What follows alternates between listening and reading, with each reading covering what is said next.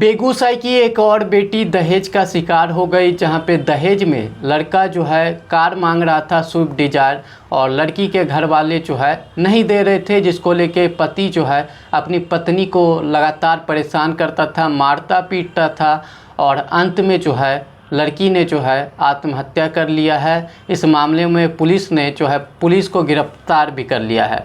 लेकिन आप समझ सकते हैं कि दहेज के चक्कर में इस तरीके से लगातार जो है आत्महत्या कर लेना काफ़ी ज़्यादा दर्दनाक जो है घटना है।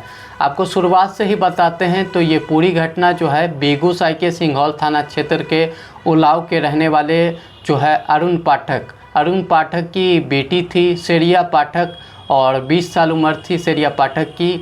और अरुण पाठक जो है लड़का ढूंढ रहे थे शादी को लेके, तो उनको एक लड़का मिला जो बेगूसराय के गढ़पुरा का रहने वाला था, जिसका नाम संजीव कुमार था, और ये जो है रेलवे में टीटी था। तो आप समझ सकते हैं कि सरकारी नौकरी था, तो आप समझ सकते हैं कि क्या कुछ भौकाली रहता है सरकारी नौकरी का बिहार में।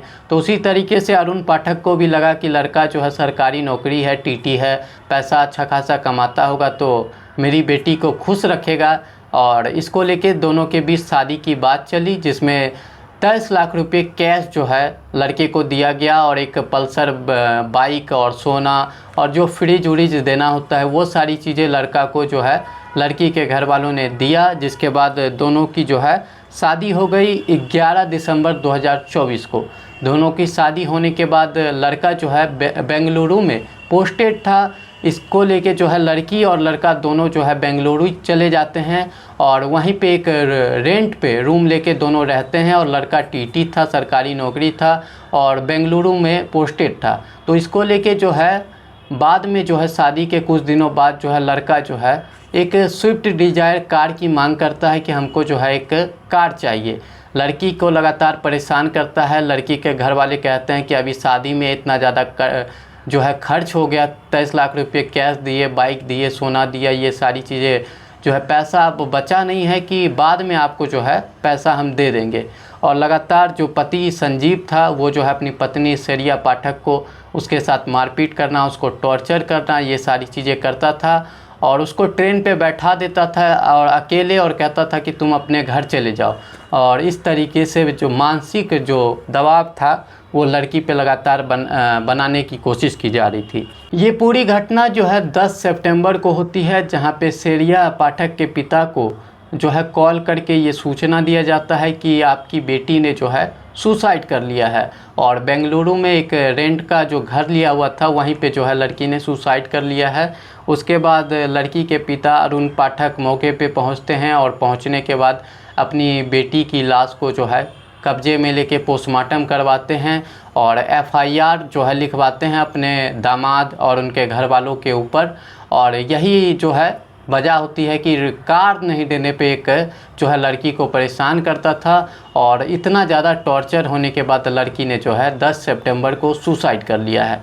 सुसाइड के बाद जो है लड़की की सबको बेंगलुरु से जो है प्लेन से जो है पटना के एयरपोर्ट तक लाया गया। उसके बाद वहां से पटना एयरपोर्ट से एम्बुलेंस से बेगूसराय लाया गया, और अब जो है परिवार के लोगों ने जो है लड़की का अंतिम संस्कार कर दिया। और गांव में लाश पहुंचते ही बवाल मच गया, तमाम लोग रोने पीटने लगे।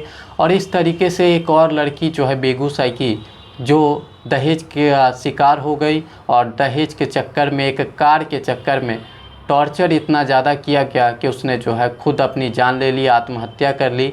और लड़के को पुलिस ने गिरफ्तार कर लिया है, उसको जो है उस पर अब कार्रवाई की जा रही है। उसको अगर बस इतना ही हमारा कहना है कि दहेज की पूर्ति नहीं करने की वजह से मेरी बेटी बलि चढ़ गई।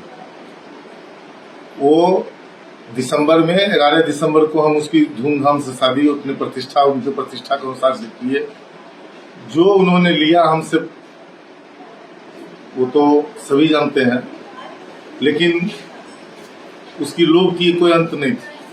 वो हमारे बेटी पर बराबर दबाव देता था कि अपने पिताजी को कि हमको डिजायर गाड़ी देंगे अथवा कोई दूसरा भी फोर व्हीलर, लेकिन डिजायर का ज्यादा मांग होता था। तो हम उसको बोले बेटी को कि देखो मेरे पास अभी क्षमता नहीं, हम तुरंत शादी किए हैं, जब तक लायक नहीं होंगे। 3 महीना से उसको इतना तंग के लेता कि वो जो बेंगलोर में सोता था वो नीचे में सोता था। हम कहते बेटी से नीचा में केना सुत भी, एगो पलंग कीन ले। अब हम इतना नहीं बोले कि वो कहता था कि अपना पापा को पलंग का पैसा 15,000 रुपया भेजना, 15,000 में पलंग हो जाएगा। जब नहीं दिए हैं तो इधर 2-4 दिन पहले 5 दिन पहले वो पलंग खरीद के लाया, जो कि जब हम कहे कि ठीक है पैसा आएगा तो हम भेज देंगे, तब वो पलंग खरीद के लाया। और वो मेन वजह इस घटना की यही है कि वो लड़का ने दहेज मांग किया, लड़का की बहन ने, माँ ने, ये सभी ने मिलकर दहेज मांगने का प्रयास किया कि हमको, और शादी के बाद भी हमको, पहले तो जो लिए सो लिए, और भी हमको दे, डिजायर गाड़ी हमको दे दे, तब हम तुमको रखेंगे। लड़का ने हमको खुद फोन करके कहा, जिसका मेरे पास रिकॉर्डिंग है, कि आपको घाटा नहीं लगेगा, आप हमसे जो शादी में खर्च हुआ वो पैसा ले लीजिए। उसकी रिकॉर्डिंग है मेरे पास, वो हमसे ले लीजिए और हम जो है सो आपको बेटी को नहीं रखेंगे। हम जिस समाज से आते हैं, जिस वर्ग से आते हैं, उस वर्ग में किसी लड़की का दूसरी शादी करना संभव नहीं है। महीने में मेरी बेटी ने हमको ये लेटर व्हाट्सएप किया मेरे वाइफ के मोबाइल पे। इसकी सास जो है सो इसका हाथ पकड़े हुई थी और इसका पति इसके छाती पर चढ़कर इसका पूरा मुंह नचोड़ लिया, जो कि आप इस फोटो में देख सकते हैं। और इसके अतिरिक्त जो है देखिए इसका ठोर फोड़ दिया, जो कि अपने भाई को वीडियो कॉल की। ये मार्च की घटना है। इसको बहुत मार मारा, और जब हमने इसको बोला कि ठीक है तुम लोकल पुलिस स्टेशन पर जाकर डोमेस्टिक वायलेंस का केस करो, तो इसकी माँ जो है छिटकिली लगा दी। फिर जो है सो हम लोग, लड़की यहाँ आने भी नहीं देता था।